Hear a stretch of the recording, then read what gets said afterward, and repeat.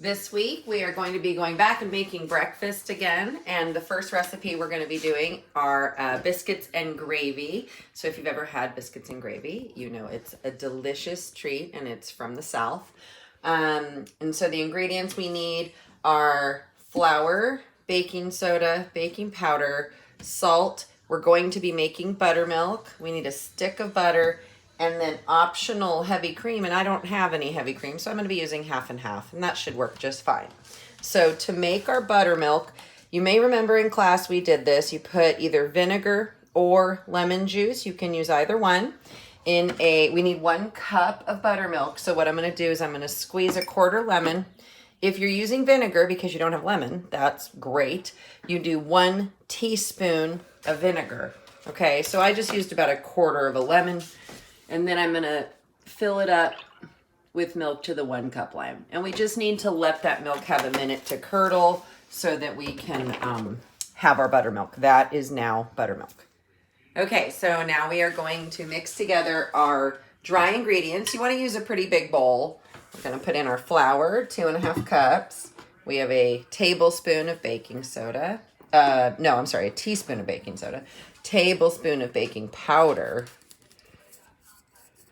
One of those things we talked about in class. If there's both, it's always more baking powder than baking soda. This is salt. Get that in there.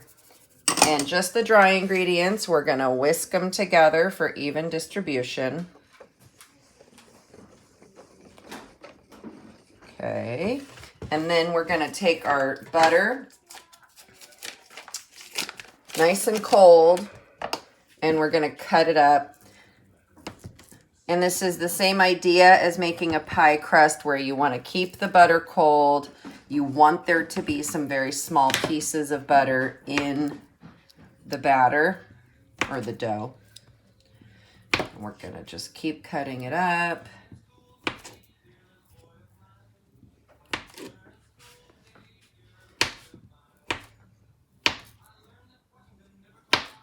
And then we're going to get all that in there. And you do not want to use your whisk for this job. You want to use your hands. You're going to mix this up. If you have a pastry blender, you can use a pastry blender, or you can just use your hands. My butter, it was frozen, so it's pretty cold. So I'm really breaking it up with my fingertips. And then you're going to mix this up until none of the butter is bigger than a pea. Okay, so just keep going until your butter pieces are all very small. All right, so you can put this, if your butter isn't very cold, you can put this in the refrigerator and chill it for about 10 minutes until it is cold again, but mine's still cold because it was frozen. I'm now going to add in my cup of buttermilk. And then the idea is you want to take a fork and you want to mix it, but not too much. You just want to mix it until the milk is kind of absorbed. With biscuits, less is more when it comes to mixing, okay? And then the next thing we're going to do is we're going to turn this out onto the counter here. And I cleaned my counters ahead of time to make sure it would be a good place for this. Okay. And then notice it's very messy, and that's how it should be. Then you want to just kind of pull the dough together. You're not going to knead it like we would a pizza crust or pretzel dough. You just want to bring it together until it all sort of creates a dough shape, and it's going to be messy business. Biscuits are kind of messy. Okay, so you want to get your dough looking like this. You saw me kind of working it. Just collect everything together, flatten it out. It's sticky at first, but it becomes a little less sticky. Don't add flour to it. And it should be about 3/4 of an inch thick, okay? I'm going to use this jar. You can use a small glass or anything really to cut it. So we're going to cut the biscuits, okay? And then put them on our cookie sheet. I went ahead and lined my cookie sheet with parchment. You guys know we always use parchment in class. You do not need parchment. If you don't have it, don't bother buying it. It doesn't matter. You can just use a cookie sheet. But I hate washing dishes that I don't have to wash. So that's why I am using my parchment paper. Okay, so you're gonna get as many of these as you can. And don't throw away the scraps. We're gonna re-roll the scraps. So we're gonna take all this back together and just don't overwork the dough. You know, same thing I keep saying with the biscuit dough. Less kneading is better. So we're gonna just bring it back together. Go back and cut some more. You should get somewhere around 10 or 12 biscuits. Depends on how big your jar is. Mine's pretty small. Or your cup or whatever you're using. If you have a biscuit cutter, use that. And you can just re-roll it. Biscuits are pretty simple, and in the South, they're a staple. My mom is from Alabama, and so whenever we would visit her family, there was a lot of biscuits and gravy and stuff like that, traditional Southern food. Oh, I think I can get one more, and that puts me at a perfect dozen, so that's good.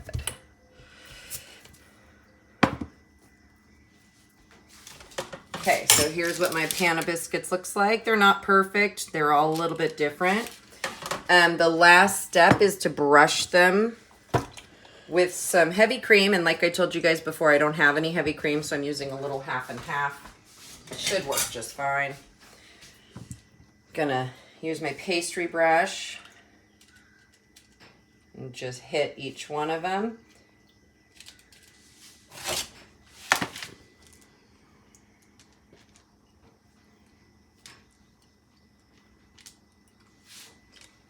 And then I think I'm even going to sprinkle these with a little raw sugar, which I need to go grab. I'm going to sprinkle with just a little bit of raw sugar. You could absolutely use regular sugar. Do not use brown sugar. That won't be very good. Okay, and I'm just sprinkling it. It's going to stick because I brushed with the half and half. And if you guys ever eat at Lucille's, this is kind of the same idea as how their biscuits are, where they have a little bit of a crunchy sugar on top. Okay, something like that. And then once my oven is preheated to 450, I'm gonna pop these in. While the biscuits are baking, we're going to be making our sausage gravy. And I probably would usually use a turkey sausage, but I couldn't find one at the market. You know how things are. So we're using this Johnsonville original recipe breakfast sausage. Pretty much any sausage will work, but it does need to be raw. We're gonna cook it right now. And then we're gonna crumble it up while we cook it. So I'm just getting these in the pan. And so it is in patty form, but we're just gonna break it up. Okay, so you just wanna break up the sausage as you're cooking it. And then when it's done, you know, right now it's very pink.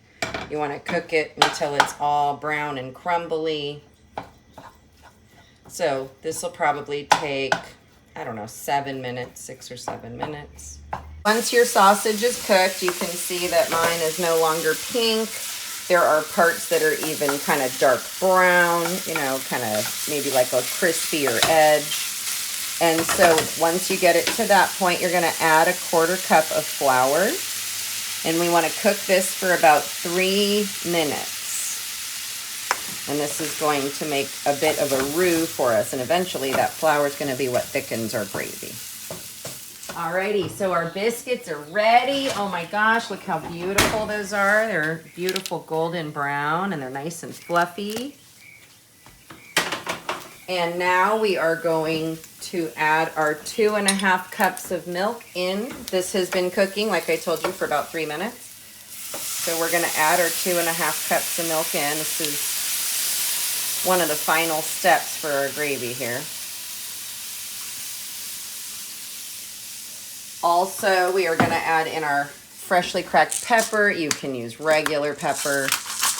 It says ½ teaspoon on the recipe, so just however much you like is good. If you like it peppery, which I do, you can add a little extra.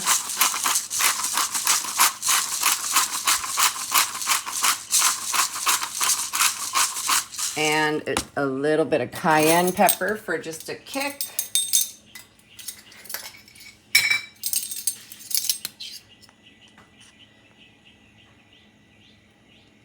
Okay. And then then we want to stir this up, and it's going to take a while. We're going to bring it to a simmer, and then it will start to thicken, and it will take, I don't know, 10 minutes, maybe 8 or 10 minutes for it to come where it gets thicker into a gravy. We'll come back and show you what that looks like. So you can probably see it's simmering, meaning there's bubbles, but they're not gigantic bubbles. It's, you know, kind of calm. You don't want to get it too hot. You don't want to burn it, because the milk, it's a milk-based food, so it will burn. And then you can probably tell it's thickened up quite a bit compared to last time you saw it. And it's got a little bit of a ways to go. So this whole process has taken about 8 minutes. And I would say it's got another probably 2 minutes until it's thick like a gravy that you guys are familiar with. Be smarter than me and use a bigger pan, because this obviously is about to overflow in this pan. All right, now to serve it up, I'm gonna just cut these in half and place them into, I'm using a bowl because gravy is, you know, messy. You could use a plate if you want to. So about 2 biscuits probably per person. Look how pretty those are, they look great. Golden brown, top and bottom. Okay, so put that down as a base. And then my gravy's nice and thick. You can see I waited patiently and it thickened up beautifully. And we'll just get that and put it right on top.